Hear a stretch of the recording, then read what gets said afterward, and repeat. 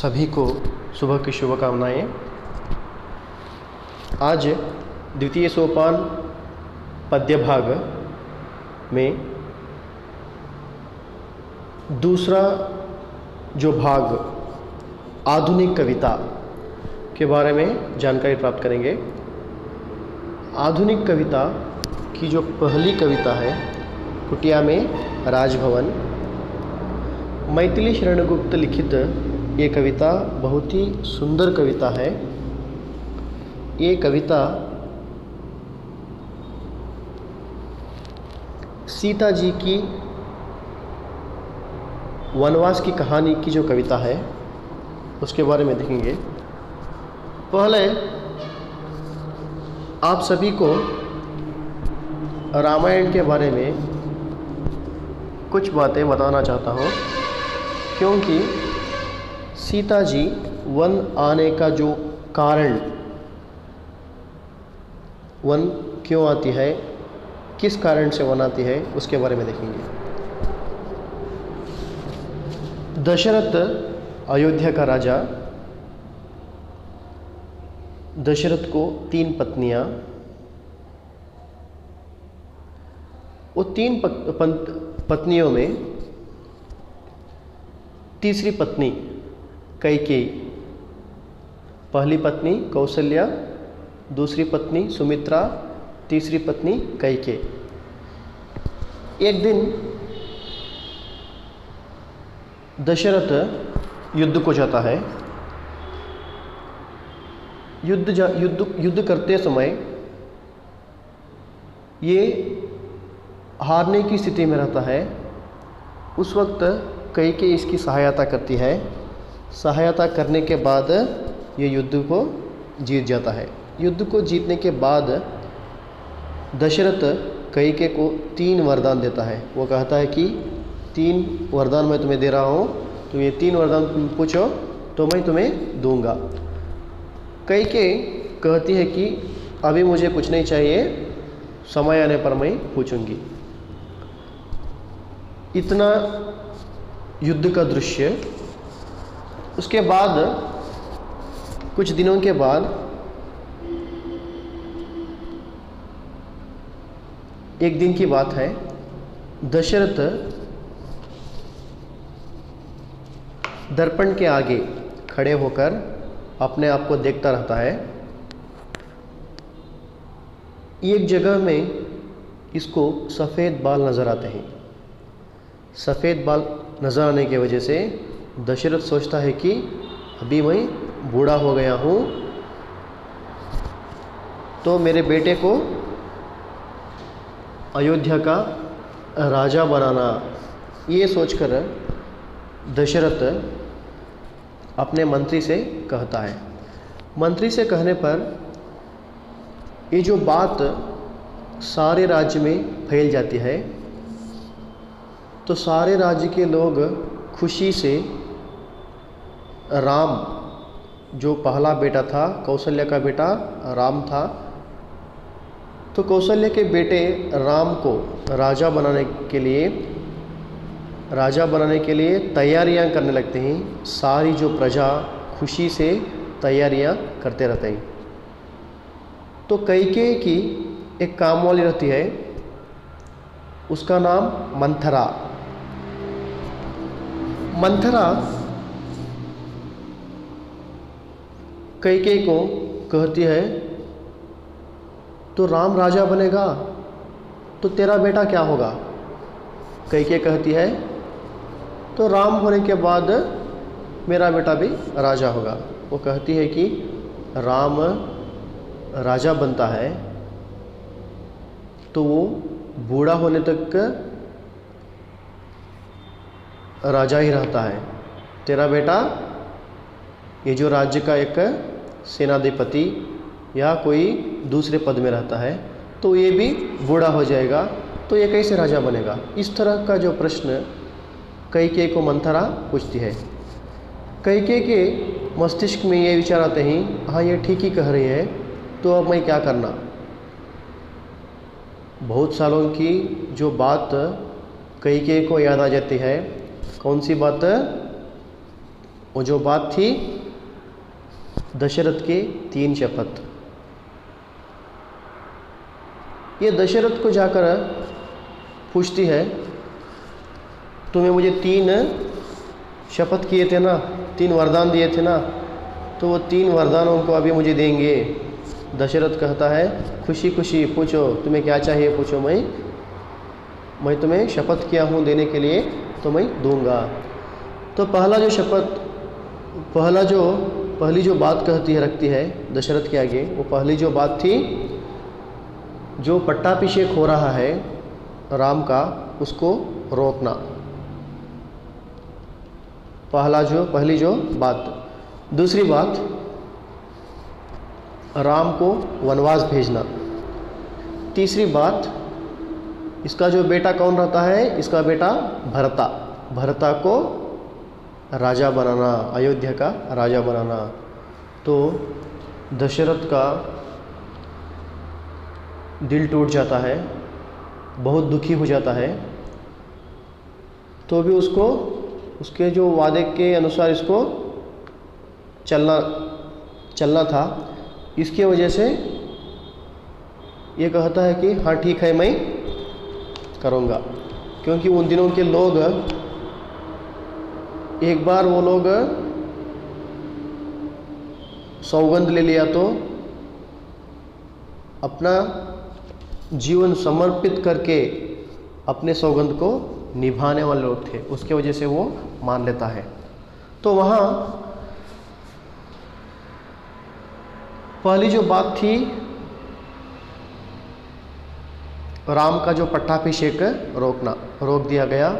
अब राम को क्या कर रहे हैं, वनवास को भेज रहे हैं। तो वनवास को भेजते हैं, जब सीता भी राम के साथ आती है। राम का जो भाई था लक्ष्मण, राम को वो छोड़ के नहीं रह पाता था, वो भी उनके साथ आ जाता है। तो वन में आने के बाद सीता किस तरह एक वन के अंदर एक कुटिया में रहती है, वो कुटिया को किस तरह ये राजभवन समझती है, उसके बारे में ये कविता है, देखेंगे। पहले कवि परिचय।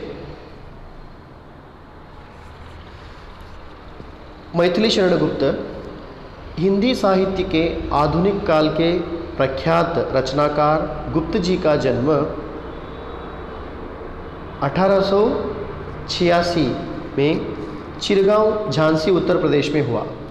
आप मूलतः राष्ट्रीय भावना के पोषक कवि माने जाते हैं। आपने अपनी रचनाओं के माध्यम से जन जागरण का प्रयास किया। अतीत की गरिमा तथा वैभव को प्रेरणा के रूप में ग्रहण करते हुए आपने भारतवासियों को वर्तमान दुरावस्था से उभरने के लिए प्रोत्साहित किया। आपकी मृत्यु 1964 में हुई। साकेत और जय भारत आपके 2 प्रसिद्ध महाकाव्य हैं। पंचवटी, झंकार, यशोधरा, द्वापर, विष्णुप्रिया, भारत भारती आदि अन्य रचनाएं हैं। प्रस्तुत पद्य भाग साकेत महाकाव्य से लिया गया है, जो आधुनिक रामकाव्य परंपरा की अनुपम कड़ी मानी जाती है। खड़ी बोली को काव्य भाषा बनाने तथा उनकी अभिव्यक्ति क्षमता को बढ़ाने में गुप्त जी की उल्लेखनीय भूमिका रही है। सीता जी वन में राज सुख भोगती है। श्री रामचंद्र जी स्वयं आपके साथ साथ रहते हैं और देवर लक्ष्मण मंत्री के रूप में कार्य कर रहे हैं। यहाँ धन और राजवैभव का कोई मूल्य नहीं। देखो, सीता जी वन को आने के बाद किस तरह वो जो वन का राजा अपने जो पति राम को मानती है और मंत्री लक्ष्मण को मानती है। तो पहली जो पंक्तियों में देखेंगे, मेरी कुटिया में राजभवन मन भाया, बोल रहे हैं मेरी कुटिया में राजभवन मन भाया, मुझे कुटिया में राजभवन जैसे मुझे महसूस हो रहा है। सम्राट स्वयं प्राणेश सचिव देवर हैं, देते आकर आशीष हमें मुनिवर हैं। धन तुच्छ यहाँ यद्यपि असंख्य आकर हैं, पानी पीते मृग सिंह एक तट पर हैं। देखो ये कह रहे हैं, कितनी सुंदर जो कविता है। सम्राट स्वयं प्राणेश, सम्राट कौन है? सम्राट मतलब जो वहाँ का राजा कौन है? स्वयं प्राणेश मतलब राम। सचिव देवर है, सचिव मतलब वहाँ का जो मंत्री कौन है? देवर लक्ष्मण। देते आकर आशीष हमें मुनिवर हैं, वहाँ ऋषि मुनियाँ इनको आकर क्या कर रहे थे? आशीर्वाद कर रहे थे। धन तुच्छ यहाँ यद्यपि असंख्य आकर हैं, धन यहाँ, धन का कोई मूल्य नहीं, धन का कोई महत्व नहीं, छोड़कर यहाँ असंख्य आकर हैं। असंख्य आकर मतलब यहाँ हम उसको देख भी नहीं सकते, उतने सारे चीज़ें ही जंगल के अंदर है, जैसे फल फूल सब्जी पेड़ मृग, ये सभी यहाँ देखने को मिल रही है। असंख्य आकर, ये सभी आकर हैं। पानी पीते मृग सिंह एक तट पर हैं, पानी पीते वहाँ मृग मतलब हिरण और सिंह एक ही तट पर आकर वहाँ पानी पीते हैं। वो भी नज़ारा वहाँ देखने को मिल रहा है। ऐसा जो नज़ारा हमें कहाँ नहीं देख सकते? ये कह रहे हैं अयोध्या के राजभवन में मैं देख नहीं सकती वो नज़ारा, उसको मैं राजभवन यहाँ मैं देख रही हूँ। सीता रानी को यहाँ लाभ ही लाभ लाया, लाभ ही लाभ, यहाँ सीता रानी को लाभ ही मिला, इसको कोई नुकसान यहाँ नहीं हुआ। लाभ क्या? वहाँ का जो सुंदर दृश्य, वहाँ के पेड़ पौधे फल फूल प्राणी पक्षी, इन सभी चीज़ों को देखकर इसको लाभ मिल रहा था। मेरी कुटिया में राजभवन मन भाया, मुझे कुटिया में राजभवन जैसा मुझे महसूस हो रहा था। औरों के हाथों यहाँ नहीं पलती हूँ, अपने पैरों पर खड़ी आप चलती हूँ। क्षमवारी बिंदु फल स्वास्थ्य शुक्ति से फलती हूँ, अपने आंचल से व्यंजन आप फलती झलती हूँ। कह रहे कितनी सुंदर, जो कितना सुंदर कह रहे हैं वन को देखते हुए। औरों के हाथों यहाँ नहीं पलती हूँ, बोल कह रहे हैं दूसरों पर मैं अवलंबन नहीं हूँ, अपने आप पर स्वावलंबी होकर मैं यहाँ जी रही हूँ। क्योंकि राजभवन में ये किस तरह जी रही थी? औरों के हाथों में, दूसरे क्या कर रहे थे? दूसरे सभी काम कर रहे थे, ये बैठी थी, मगर यहाँ सारे काम मैं ही कर रही हूँ, इसलिए मुझे यहाँ बहुत ही अच्छा लग रहा है। अपने पैरों पर खड़ी आप चलती हूँ, मैं खुद सारे अपने कामों को मैं खुद कर रही हूँ। श्रमवारी बिंदु फल स्वास्थ्य शुक्ति फलती हूँ, श्रम करो पसीना बहाओ और स्वास्थ्य रहो, ये शुक्ति यहाँ मैं फल रही हूँ, ये शुक्ति को यहाँ मैं देख रही हूँ। सिर्फ ये श्रमवारी बिंदु फल स्वास्थ्य शुक्ति सुनी थी कौन? सीता जी, मगर वो जो शुक्ति को यहाँ ये सच होते देख रहे हैं, अपने आंखों के आगे देख रही है, क्योंकि ये पसीना बहाकर क्या कर रही है? काम करे। जो भी आदमी पसीना बहाकर काम करेगा तो वो आदमी स्वस्थ रहेगा, क्योंकि पसीना बहाने से सारे हमारे जो शरीर के जो कलमश क्या हो जाएंगे? बाहर निकल जाएंगे, तो हमें स्वस्थ आदमी बन जाएंगे। अपने आंचल से व्यंजन आप झलती हूँ, कह रहे हैं अपने आंचल से, खुद अपने हाथों से मैं क्या कर रही हूँ?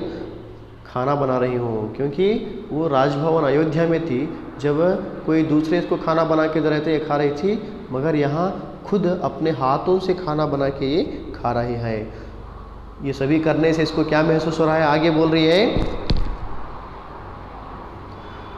तनुलता सफलता स्वादो आज ही आया, मेरी कुटिया में राजभवन मन भाया। कह रहे हैं तनुलता, तनु मतलब मेरा जो शरीर लता जैसा हो गया। लता मतलब क्रीपर कहते हैं अंग्रेजी में। जो लता क्या बहुत ही जो फ्लेक्सिबल होता है, जिस तरह चाहे उस तरह हम उसको मोड़ सकते हैं। उसी तरह वो कह रहे हैं कि मेरा जो शरीर लता जैसा बन गया है, मैं जहाँ चाहे वहाँ जा सकती हूँ, जो चाहे वो मैं कर सकती हूँ। वो जो सफलता का स्वाद मुझे आज ही मिला, आज ही आया है, इसीलिए मुझे मेरी कुटिया में राजभवन मन भाया, कहकर कौन? सीता जी कह रहे हैं। यहाँ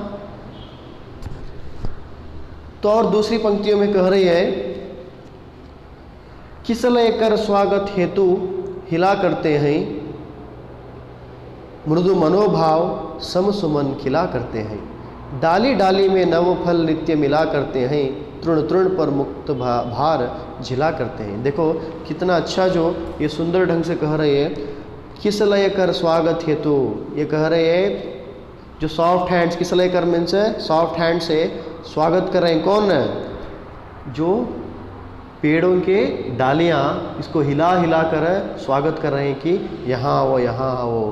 मृदु मनोभाव, मृदु मतलब मृदु मनोभाव, सॉफ्ट नेचर से समसुमन, समसुमन मतलब कि फूल खिला करते हैं, इसको खिल खिल कर स्वागत करें, खिल कर हंसकर दिखा रहे हैं। डाली डाली में नव फल नित्य मिला करते हैं। हर डाली पे, हर ब्रांच पे क्या, मुझे हर एक पेड़ की डाली पे नित्य हर दिन मुझे नए नए फल मिल रहे हैं। तृण तृण पर मुक्ता भार झिला करते हैं। तृण तृण पर मतलब घास पर ये मोतियाँ मिल रही हैं, इसको मुक्त भार झिला करते हैं, इसको यहाँ पर्ल्स मिल रहे हैं। क्योंकि ये अयोध्या में की मोती, हीरे मोतियों को अयोध्या में देखी थी, मगर यहाँ जंगल के घास पर कि वो मोतियों को देख रही है। वो घास पर मोतियाँ क्या, वो उसके बूंदें पड़कर वो जो सूरज की रोशनी से चमकने लगते हैं, वो इसको किस तरह महसूस हो रहे हैं, मोतियाँ जैसा महसूस हो रहे हैं। ये सारे मोतियों को यहाँ देख रही है।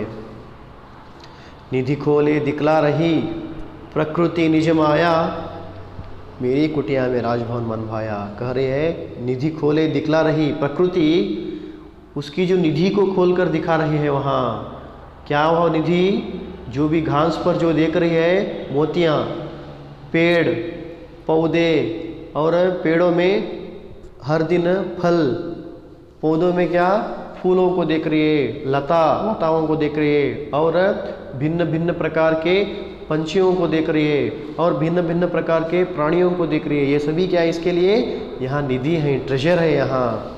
इसीलिए मेरी कुटिया में राजभवन मन भाया, इसलिए मुझे कुटिया में राजभवन जैसा महसूस हो रहा है। देखो ये पंक्तियों में बहुत सुंदर ढंग से ये वर्णन किया है। किसने? मैथिली शरण गुप्त ने सीता जी के बारे में। कहता है कौन की भाग्य ठगा है मेरा, वह सुना हुआ भय दूर भगा है मेरा। कुछ करने में अब हाथ लगा है मेरा, वन में ही तो गृहस्थ जगह है मेरा। देखो कितने सुंदर ढंग से कौन वन में रहकर कौन कह रही है, सीता जी कह रही है, कहता है कौन कि भाग्य ठगा है मेरा। कुछ लोग कहते हैं कि मैं भाग्यहीन हो गई हूँ, क्योंकि शादी होने के कुछ दिन बाद ही, कुछ ही दिन हुए शादी होने के बाद कि इनको वनवास मिल गया। इसलिए सभी लोग कह रहे थे कि मैं भाग्यहीन हूँ, भाग्यशाली नहीं हूँ, मैं भाग्यहीन हूँ कह रहे थे। मगर कौन कहा है कि मैं भाग्यहीन हूँ? वह सुना हुआ भय दूर भगा है मेरा। वो मैं सुनी थी ना, जो भय, वो मुझे भय जैसे लग रहा था। जब यहाँ आने पर, ये जो कुटिया में रहने से मुझे ये सारा भय दूर हो गया है। कुछ करने में अब हाथ लगा है मेरा। ये कह रही है मैं भाग्यहीन नहीं हूँ, भाग्यशाली हूँ। क्यों भाग्यशाली हूँ? क्योंकि इतने सुंदर वन में आकर मैं अपनी ज़िंदगी को बिता रही हूँ। इतने सुंदर वन में इतने अच्छे अच्छे नज़ारों को देख रही हूँ, तो मैं बहुत ही भाग्यशाली हूँ। कहकर कुछ करने में अब हाथ लगा है मेरा। कह रही है अभी अभी मुझे कुछ करने में हाथ लगा है, वन में ही तो गृहस्थ जगह है मेरा। वन में ही मुझे मेरा जो गृहस्थ, सच्चा जो घर मुझे वन में मुझे लग रहा है। क्योंकि जीवन क्या है, जीवन कैसे करते हैं, इन सारे चीज़ों को कहाँ आके सीखी? कहाँ? वन में आकर। क्योंकि जब वो अयोध्या के राजभवन में थी, अयोध्या के राजभवन में इसको ऐसा महसूस नहीं हो रहा था। क्योंकि अयोध्या के राजभवन में सब कुछ इसको बनी बनाई चीज़ मिल गई थी। सभी लोग वहाँ जो काम वाले रहते हैं, सभी नौकरानियाँ रहते हैं, सभी वहाँ काम करके दे रहे थे। ये सिर्फ वहाँ बैठकर खाना घूमना यही चल रहा था। इसलिए इसको ज़िंदगी क्या कहकर इसको महसूस नहीं हुआ। मगर वन में आकर सारा काम ये खुद करने लगी। इसके वजह से सीता जी को क्या लग रहा था, इसको यहाँ सच्चा घर इसको महसूस हो रहा था। ज़िंदगी क्या है, ज़िंदगी कैसे करते हैं, अपने आप किस तरह स्वावलंबी होकर जीना, इन सभी चीज़ों को यहाँ ये जंगल में आके सीखते हैं। इसके वजह से इसको बहुत ही खुश महसूस होता है। वह वधू जानकी बनी आज यह जाया, मेरी कुटिया में राजभवन मन भाया। ये देखो कह रहे हैं वह वधू जानकी बनी आज ही जाया, आज यह जाया। देखो आज ही ये वधू मतलब दुल्हन बन के ये कुटिया को आई है, इस तरह ये महसूस कर रही है मेरी, इसीलिए मुझे कुटिया में राजभवन जैसा महसूस हो रहा है। और अंतिम पंक्तियों में कह रही है फल फूलों से है लदी डालियाँ मेरी, वे हरी पत्तलें भरी थालियाँ मेरी, मुनि बालाएँ हैं यहाँ आलियाँ मेरी, तटिनी की लहरें और तालियाँ मेरी। देखो कह रही है कितनी जो सुंदर ढंग से बोल रही है, फल फूलों से, जो फल और फूलों से लदी डालियाँ मेरी, सारे डालियाँ किसके, कह रही है कि ये सारी डालियाँ मेरी हैं, ये सब कुछ है प्रकृति ने मेरे लिए वरदान किया है। वे हरी पत्तलें भरी थालियाँ मेरी, कि वो जो हरी जो पत्ते हैं, जो बड़े बड़े जो पत्ते हैं, वो पत्ते क्या है मेरे लिए यहाँ थाली हैं, खाना खाने के लिए वो थालियाँ बने हुए हैं। मुनि बालाएँ हैं यहाँ आलियाँ मेरी, जहाँ वो अयोध्या में, अयोध्या के राजभवन में सखियाँ होते हैं, उसी तरह ये वन के अंदर मुनि बालाएँ, ऋषि मुनियों की बेटियाँ मेरी सखियाँ ही कह रही है। ये जो प्रश्न आएगा, सीता जी की सखियाँ कौन हैं, मुनि बालाएँ। तटी की लहरें और तालियाँ मेरी, जब अयोध्या में राम सीता सभी जब बाहर आते थे उस वक्त सारी प्रजा तालियां पीट कर इनका स्वागत करते हैं। यहाँ कौन स्वागत कर रहे हैं इस तरह, तटिनी की लहरें, जो कितनी सुंदर ढंग से ये कह रहे हैं। तटिनी की लहरें, तटिनी की लहरें मतलब जो नदी के जो लहरें हैं, वेव्स, वो तालियां मतलब क्लैप्स, इसको तालियां जैसे लग रही हैं, वो ये बाहर आने पर तालियां पीट के वो स्वागत की जैसे लग रहा है। अंतिम दो पंक्तियां, क्रीड़ा सामग्री बनी स्वयं निज छाया, मेरी कुटिया में राजभवन मन भाया। अंत में बोल रही है क्यों मुझे यहाँ राजभवन जैसा महसूस हो रहा है, क्योंकि क्रीड़ा सामग्री, सारी जो मनोरंजन की सारी जो चीज़ें यहाँ मेरी छाया बनी हुई हैं, पेड़ पौधे, फल फूल, पशु पक्षी, सब कुछ यहाँ मुझे है, तो मुझे यहाँ मनोरंजन हो रहा है, मुझे रहने के लिए बहुत ही खुशी महसूस हो रही है।